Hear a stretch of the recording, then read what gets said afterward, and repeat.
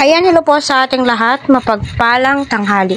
Marami pong salamat sa mga team EDC na naka-tune in dito sa aking channel. So, pang pagod vibes lamang po ito. Iwasan po natin magsalita ng hindi ka nais-nais sa ating kapwa. So, tuloy na nga ba ang Jowa Challenge?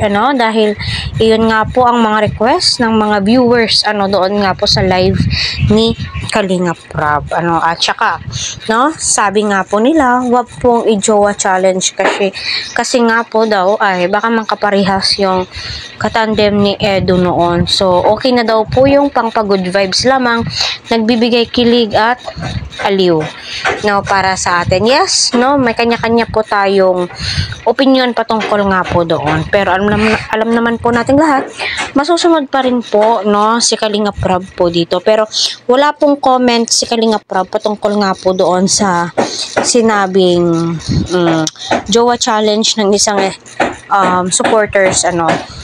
Kung magkakaroon man po ng Jowa Challenge, why not supportahan po natin kasi para kay EDC or para kay VNC pa rin po iyon para sa ganon ay dumami ang magmahal sa kanya, dumami ang tatangkilik sa kanya kasi kita naman po natin kung gaano ka exciting or excited ang mga supporters nga po ni VNC. Nag-aabang po sila sa part 14 kung ano nga po yung susunod na mangyayari, kasi kita po natin almost 1 week, magwa 1 week na ba walang upload si Kalingap Rab sa Team EDC kasi mas maraming update po ata kay Kalingap Dan at kay Miss Leche Plan.